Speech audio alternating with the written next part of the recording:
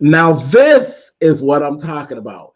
This is how you bring the ladies in when they've made their mark. 7 seasons in, you bring them in, baby. 75 minutes. Boom. That's how you do it.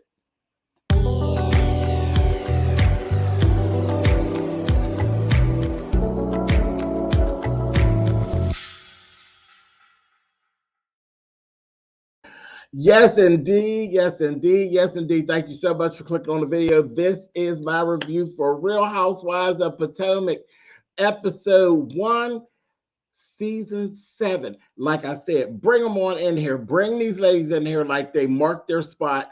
And when they walk up to the curb, it lights up with their names. 75 minutes for their first episode. And I was so here for it. I thought it was a good episode. What I'll say is a good episode for a reality show that I don't have to tap my memory bank so hard to try to figure out what was happening before. Because remember, the type of reviewer that I am, I review the show. I don't run to social media and follow these ladies and gentlemen. I don't stalk them. Okay, if something goes on and one of them is doing something that I feel like, you know what, I think I'm going to follow them, then I'll do it. But just the fact that they're on the show, I'm sorry. Listen, call me whatever you want. Call me bougie. Say whatever you like. Just you being on the show is not enough for me to follow you around on social media. I'm just not. I don't have that type of personality. Unless you're doing something that interests me on the side. If you're doing some acting on the side or some singing on the side, something that impresses me and draws me in personally, me reviewing the show, that's enough for me. I don't need to follow you around. So when you come here, when you sit in SpillitBoy TV land, you're getting a review about what is on the show, what stuck out to me in the show. What's going on their social media in their real life, that is none of my business, really. And then when some things flood over, then I'll talk. But it has to be something really, really deep going on in real time for me to even speak about it. I am a show reviewer. I stick to the show. I only mess around in their real time when they got something that's really, really newsworthy in the real time. But just their average day to day, oh, she's not following this person anymore. Not me, not my lane. So, just not. So when you come on and you have an episode in the beginning, and it kind of just brings you right back in, that works for me. Because a lot of times when I come through, and I know those of you who have been with me for a while, you'll know sometimes I give whole new starts to people who maybe in the season prior were driving me insane, doing whatever they were doing and grinding my nerves because they're just doing things that just don't roll the way I roll. Sometimes they get a whole new start because I'm trying not to hang on to what was actually going on. Because again, remember, this is like months and months, and they're human.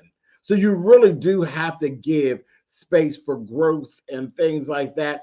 And sometimes they have aha moments too. This is reality television. This is supposed to be their real life. It's not a script. It's not, you know what I mean? You know what I mean. And you know what I'm saying. Just a quick example. You all know I love Married to Medicine. You all know that. You all know I could not stand Dr. Heavenly. I just could not. I didn't know what to do with her. It was like, child, just want to shake her. Sometimes I just couldn't stand her. But being as though I do things the way I do, I start seeing different things from Dr. Heavenly. And it was like, oh, well, okay. And then Dr. Heavenly came to YouTube and she started doing exactly what I do. She's literally a show reviewer at this point. Now she reviews her own show, which is a little for me, but she basically is a YouTuber.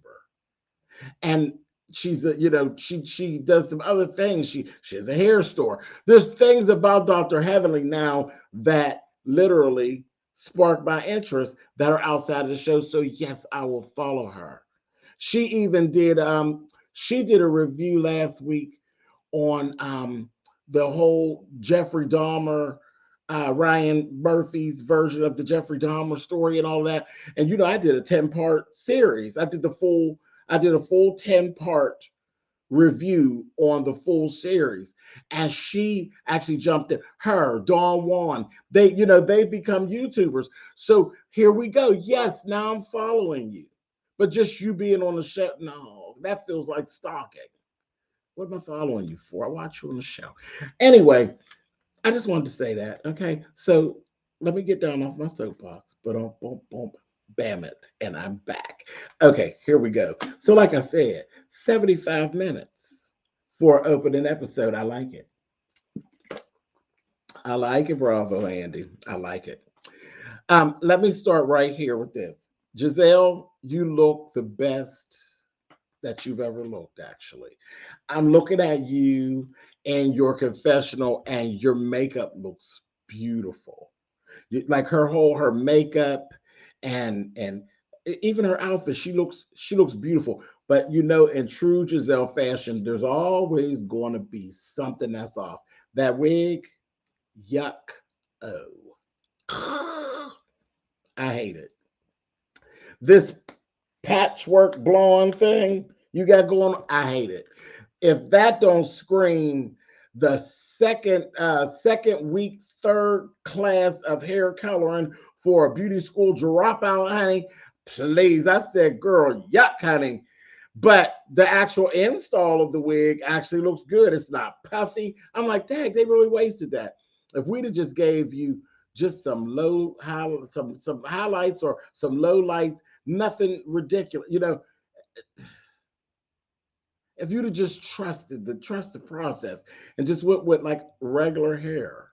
It's not necessary to always be, you know, sideshow Bobette. It's just not necessary.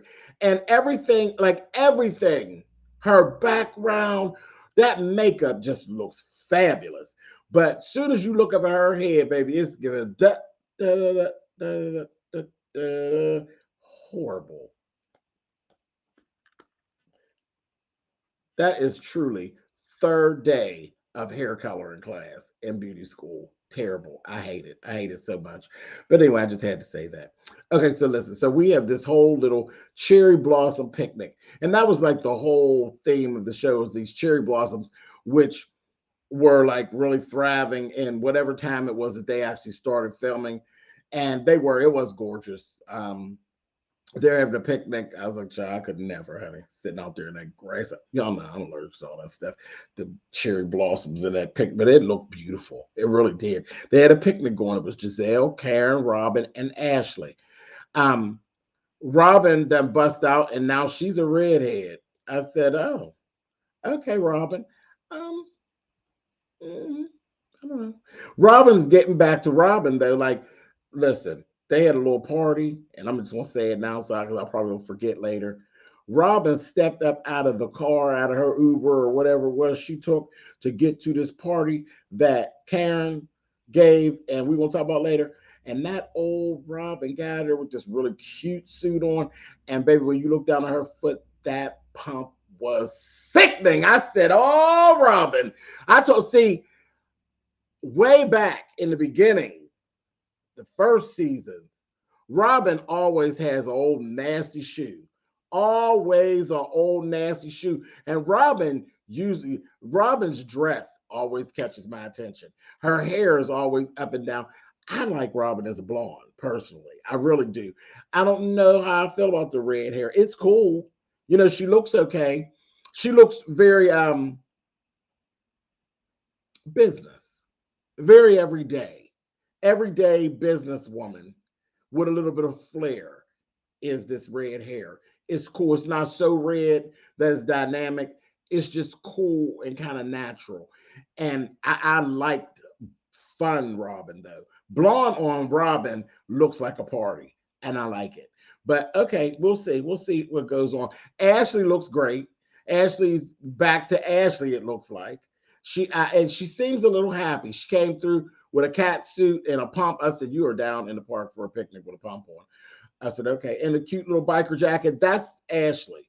That's like Ashley before the kids. Ashley. So she looks like she feels really good. Karen was clean. I said, "Come on, Karen," with this cute little thigh high boot on. And Giselle looking really, really nice. Looking really, really nice. I said, "Check you out in this cream get up." She looked nice. Nice. I said, "Okay." But anyway, they get down there. Before Ashley showed up, they were talking about the fact that she is planning on divorcing Michael. She's planning on divorcing Michael. Mia has had a cancer scare, which flagged them because they're like, is it really a cancer scare or are you attention seeking? You know, that kind of sent some daggers through me. I was like, what the hell do you mean? So I was like, I don't know, y'all. I don't know if I'll be able to walk that walk with y'all. Because what are you talking about? But that's a whole personal situation, personal journey with me. Y'all know I couldn't stand Mia. Love G, couldn't do Mia. Mia irritated my nerves. But I said, again, you know how I am about my fresh starts. So I said, let's see. And then y'all done threw me over there and said that she may have cancer. I wasn't following her on social media.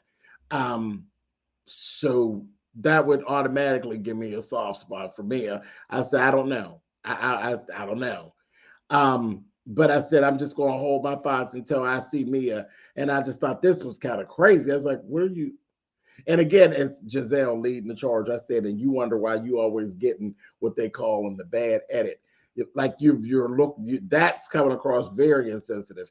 And Karen, Karen was very much giving Mia the uh, benefit of the doubt. She said, this is a little different. She said the way she moved, it's a little different. But, if it happened to me, I wouldn't come to social media and be posting about it. I'd be going to Jesus.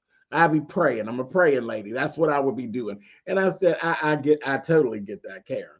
So, but Karen was giving her the benefit of the doubt.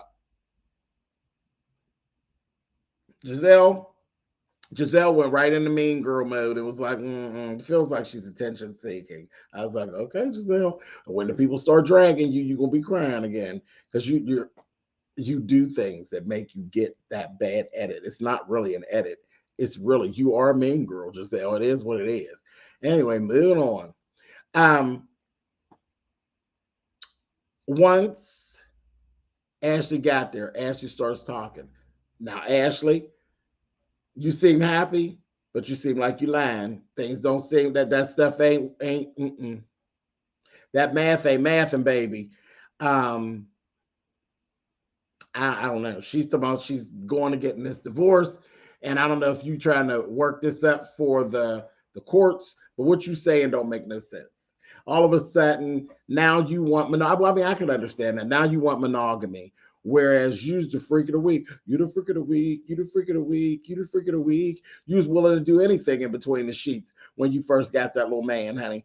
And now he wants to have threesomes, and now you don't want to do it anymore. Now you had these two kids. Now you want monogamy. Well, I'm not going to question that because that could actually be so. Again, growth, and you're a different person now. You're two people's mom. You're two people's mom.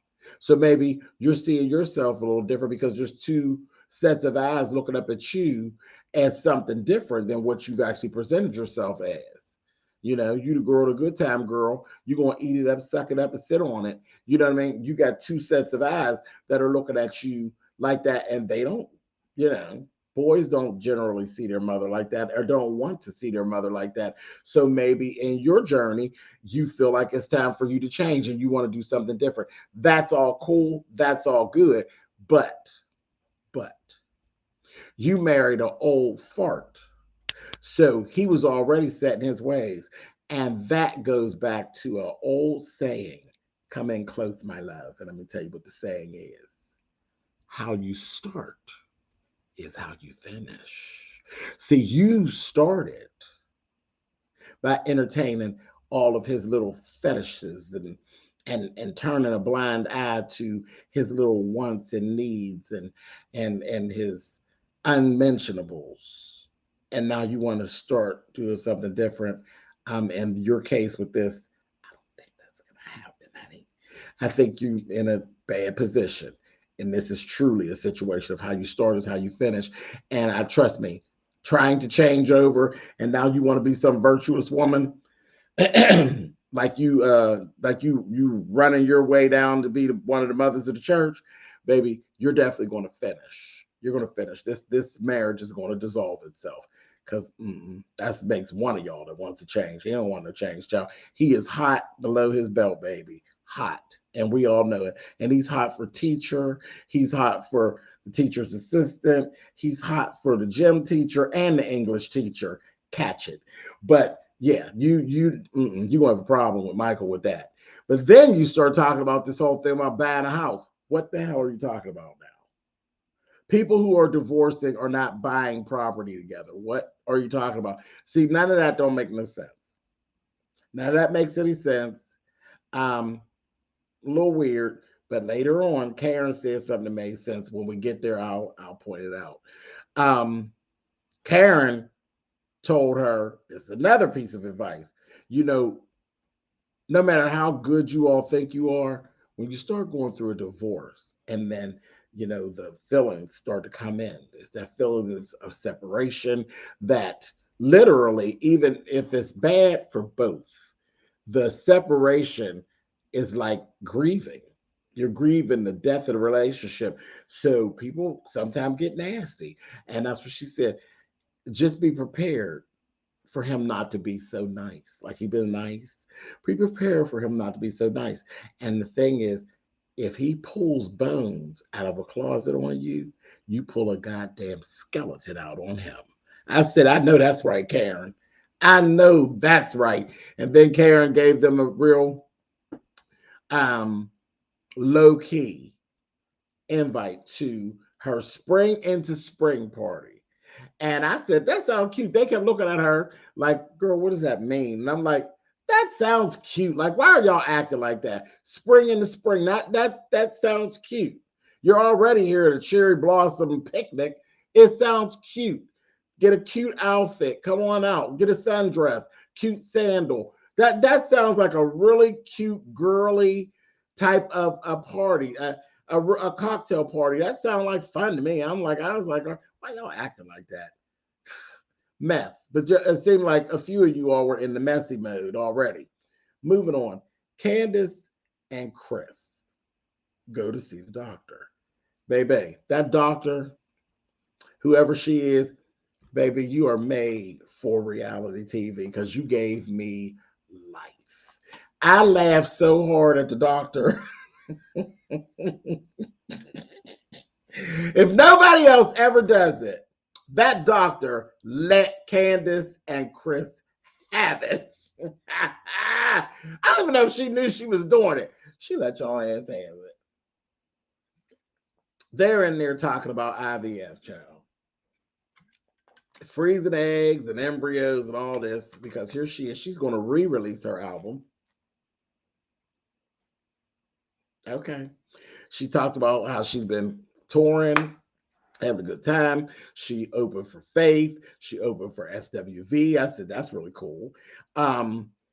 He now has a job as a general manager for, I think she said, Hotel Washington.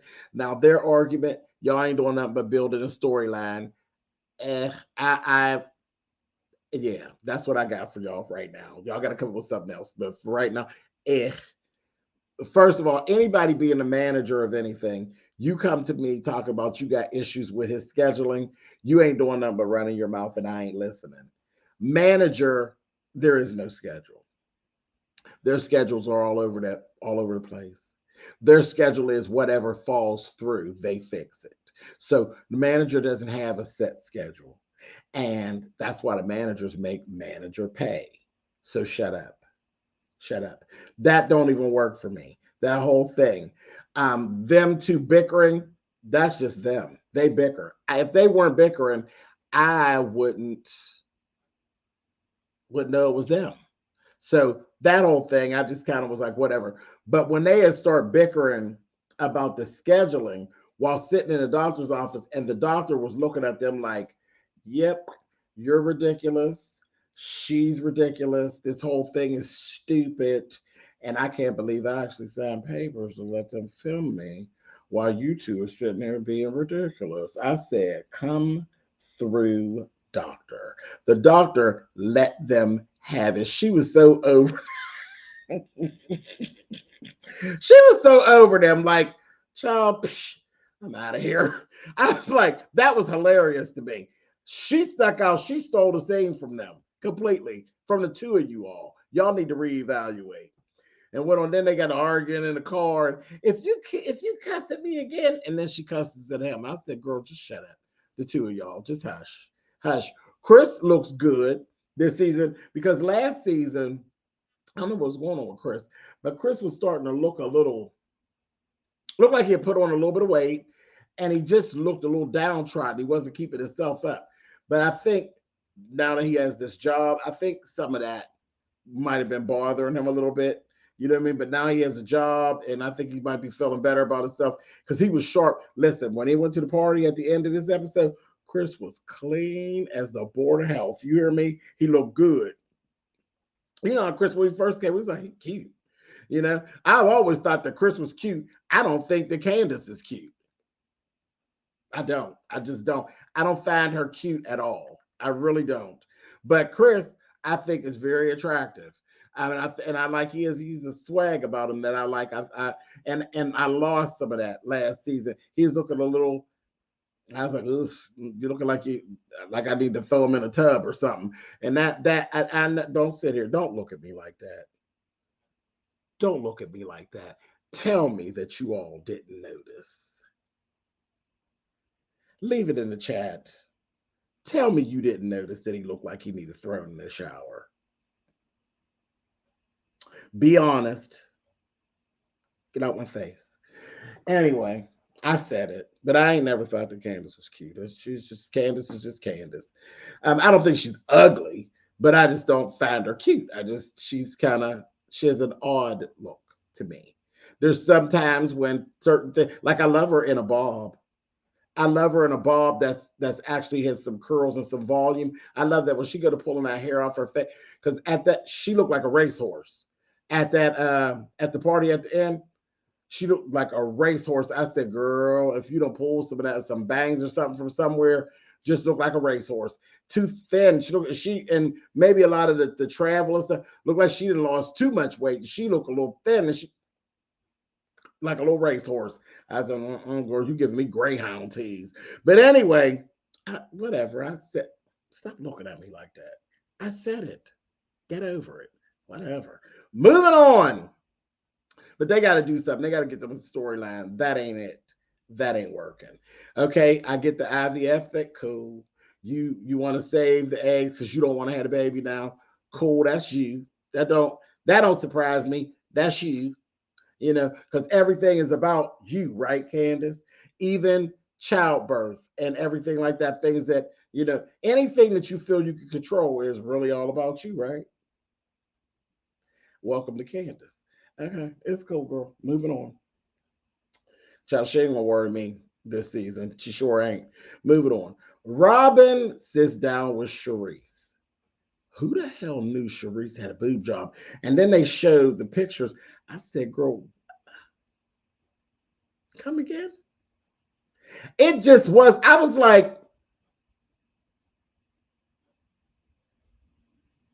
you mean to tell me you bought all them titties?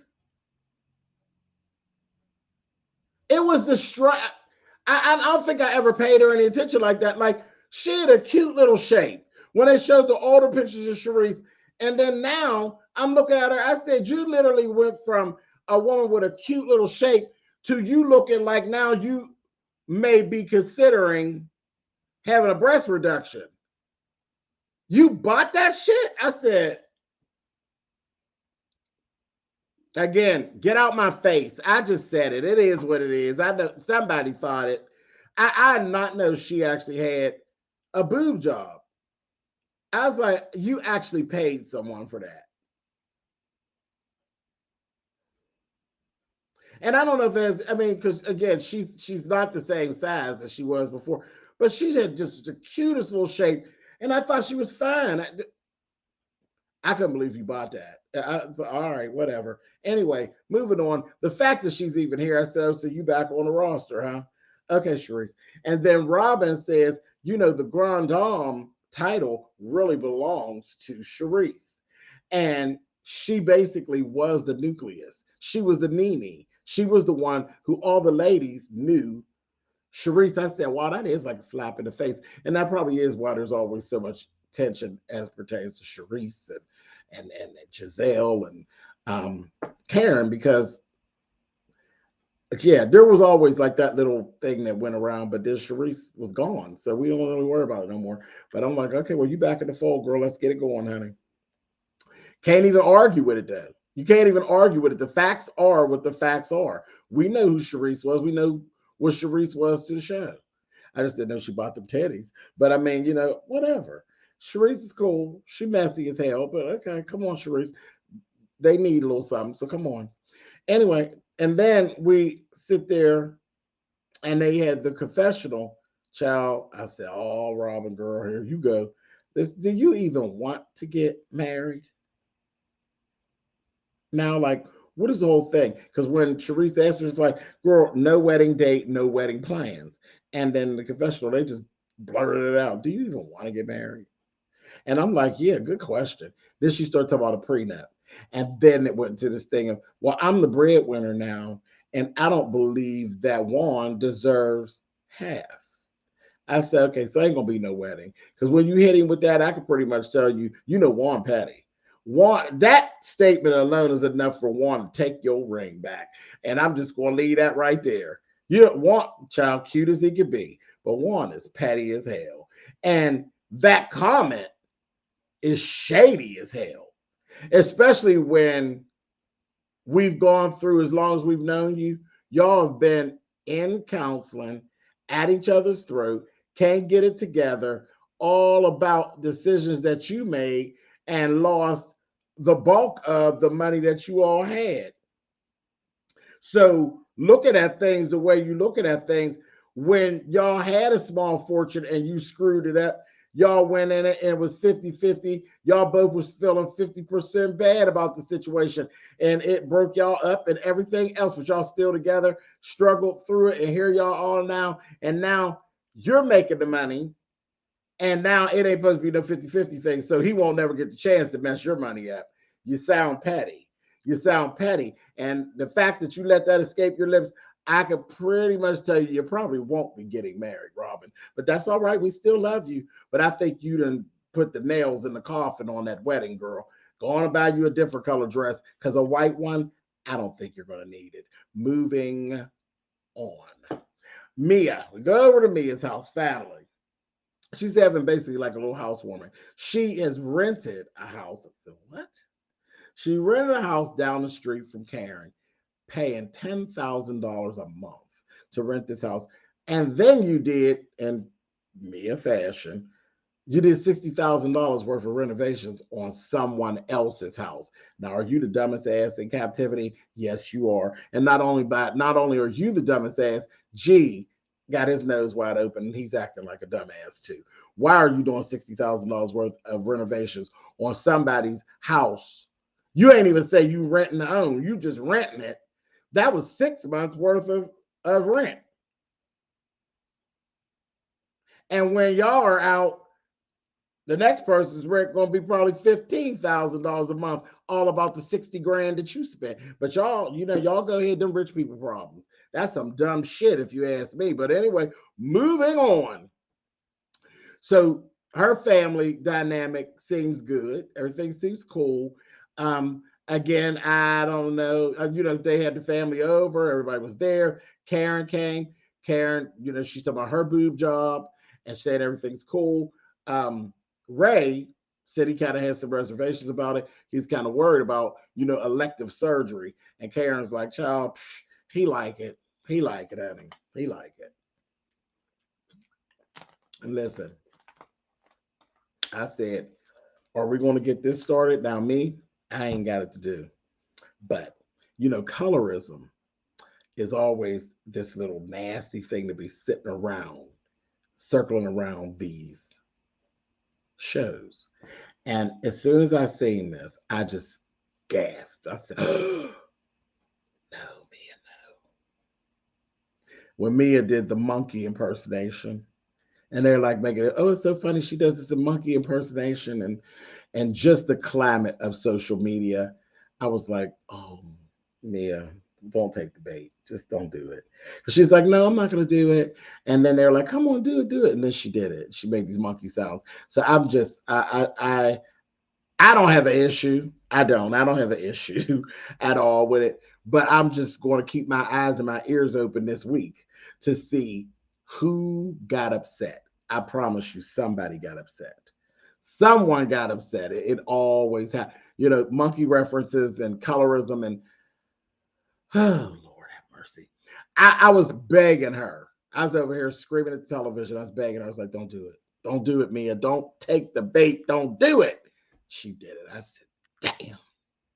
Now, I wasn't offended. I wasn't offended, and I'm dark. None of that. I didn't, because again, a lot of the colorism stuff, I'm not going to go all into it. A lot of times it's warranted, but a lot of times people just be leaning on that to fuss, and they grab things and they just start doing something. Because she didn't say anything. She really didn't say anything out of the way, but I'm sure there's more to it, and they'll add more to it, or they'll find some old tweets or something. I'm going to keep my eyes and ears open. You all do the same, or hit it in the comments and tell me, do you feel like I missed something? Is there something I should look for? I wasn't offended with what was presented, but I just saw, it's like you see a ball rolling in the street and you learn that right away. If you see a ball rolling in the street, you should stop your car. Don't slow down. Don't, call yourself watching. If you see a ball roll into the street, I need you to stop your car because there is a baby or a little small child or a toddler somewhere behind it. Balls and small children, they come in twos. So if you see a ball roll in the street, there is a child somewhere that ball belongs to. You stop your car. So that's what actually happened. When I seen that, I was like, oh God, I see the writing on the wall. So that's what that was. Anyway, moving on. Karen had actually come over to the house and they had some talk about the whole little thing. Karen basically said, there's some folks that kind of were like questioning what you had to say about your battle, and the story sounded a little Mia. I mean, the thing is, Mia did her first season. Mia's already been pinned as a liar. Ain't no need for me to candy coat it. She been pinned as a lying heifer. Okay, so I get it, but just sometimes, Giselle, you just shut up. Just be like, all right, let's get your table talk. So she started talking. I wasn't real sold on it, but I said, whatever, I'll just walk it through and we'll see what actually happens. Nothing definitive. Like nobody said, yes, you're going to need this treatment. Yes, it's going to be this. Nothing like that happened. So I was like, okay, I don't know. But I just left it alone. Moving on. We end up seeing Wendy. Wendy looks good. Wendy's meeting up with Peter. I said, Peter, you done became an old reality show. Oh, Peter Thomas is a reality show star for all intents and purposes. Peter is in more reality shows as a friend to the show than some of the folks from Love and Hip Hop. You understand? Peter's that dude. They were down at Bar One, so he actually got him some advertisement. He knows how to play this game. Shit, Cynthia is long gone. Peter's still making reality show appearances. Come on, Peter. But anyway, him and Wendy have a thing. They want to do a lounge together with a Nigerian thing. He's talking about a $300,000 investment, and she'll have like 20% of what the situation is. Eddie is not on board. Now, Wendy runs up one side of Eddie and down the other, kiss him on the neck and get what she wants. So that's going to be the thing. This is going to be interesting. I'm cool with that storyline. And we like Eddie, so we'll walk with Eddie. We like Eddie, but Eddie. But anyway, way. Anyway, that's that. Wendy, of course, knows nothing about the restaurant business, just like she didn't know anything about those candles. Okay, so hopefully Eddie will keep his thinking cap on and do what he needs to do. She's talking about putting a library and having kids. I was cracking up when Peter told her, "Girl, don't nobody grown want to be in no restaurant with no kids. People don't come. No, they trying to get messed up, drink their drinks. They don't want to be with no kids. They sure don't." Moving on. Then we go over to Uncle Lump's for dinner. Now that's one good thing. Sheila looks a lot better now. I said, "Girl, Sheila, what is this baby hair going on this wig? That's something new, baby." I said, "What kind of wig is that?" When the baby hairs is coming straight down from the middle, baby, they say, "Shh, I ain't." I'm about sick of the fake baby hair situation, but that's one I ain't seen yet. I said, from straight from the middle, baby. Whoa, I said, that's some Star Trek shit there. So, but on Sheila, girl, you look great.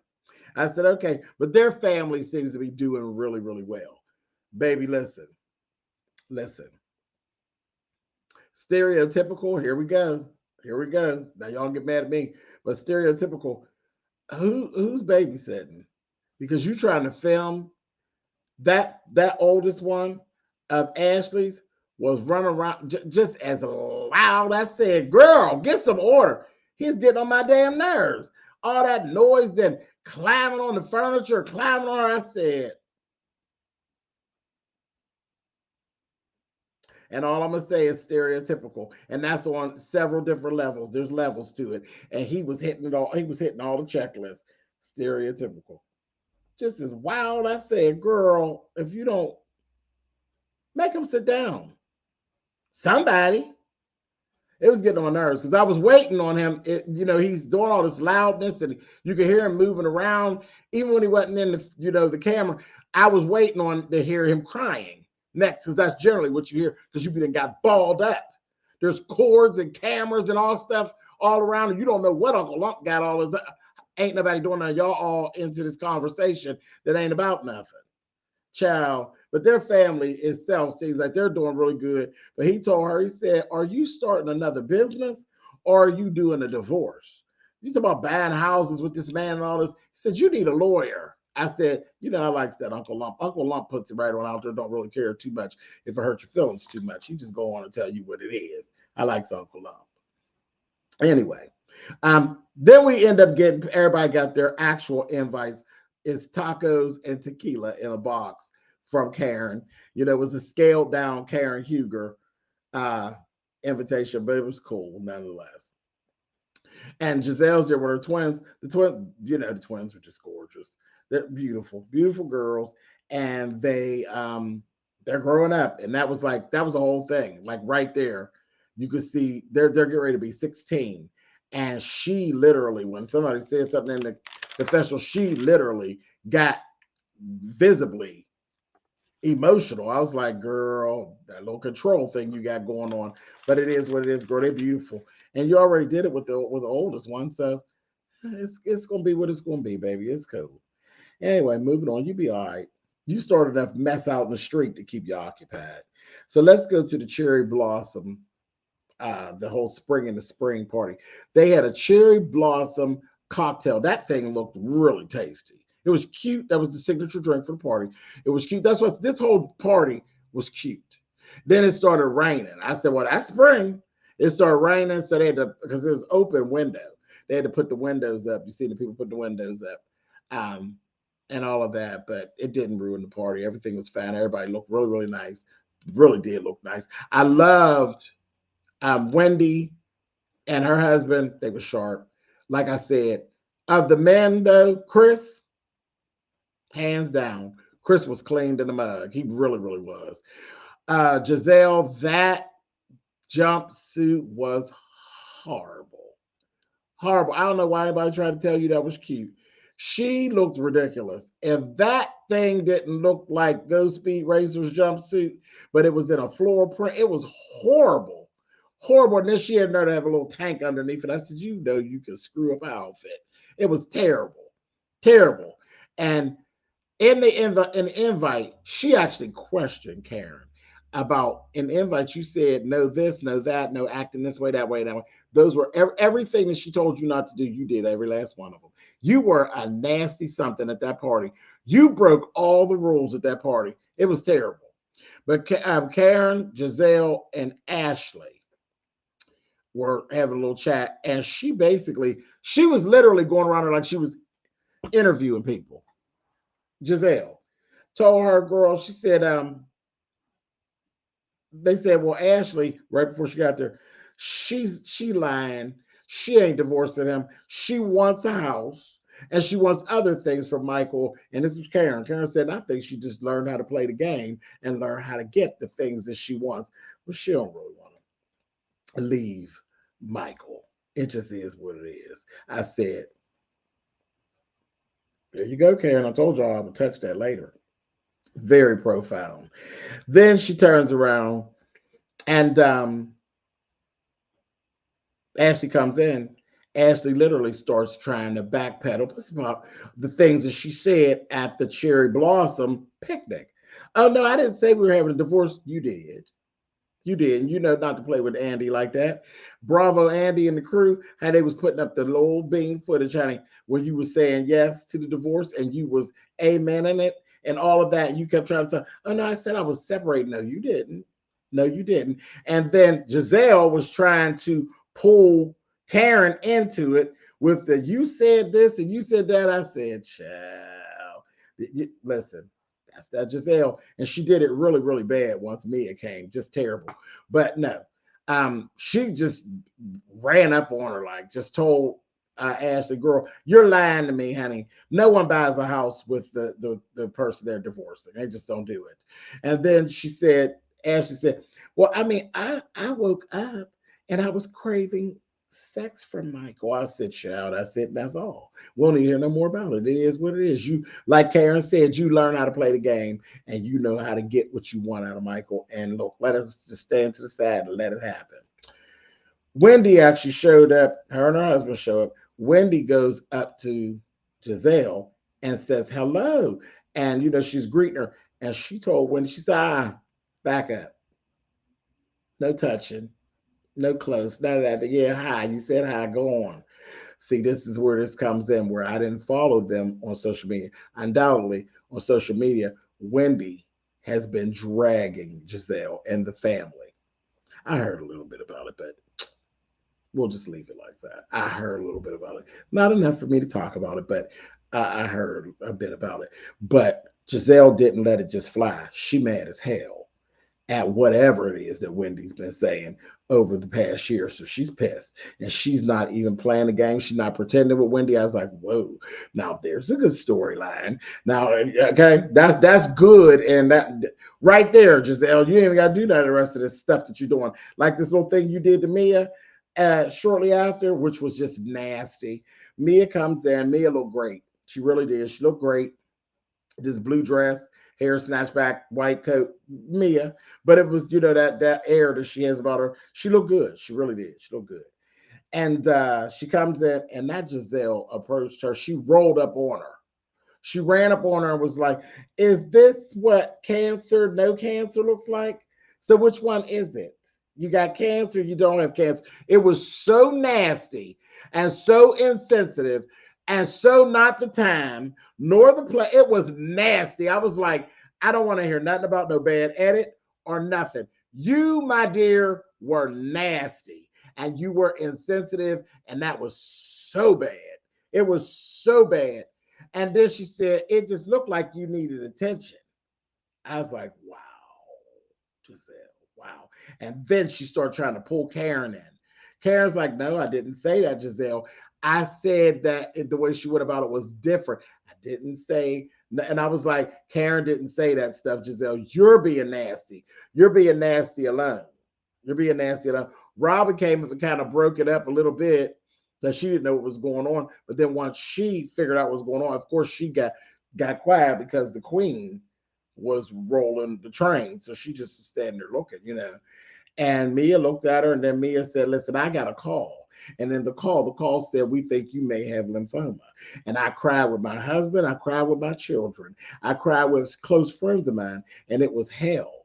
It was complete hell. And she said, so for you to be coming at me like this, I'm just going to tell you this. You, okay? You. I said, oh my. And that was the end of our 75 minutes, which you see now I done talk for 45 minutes. So I ain't going to hold you no longer. I'm going to get on up out of here. Baby, they gave the girls all the time they needed. And I thought it was a great episode. And look, I'll see y'all next week. Later.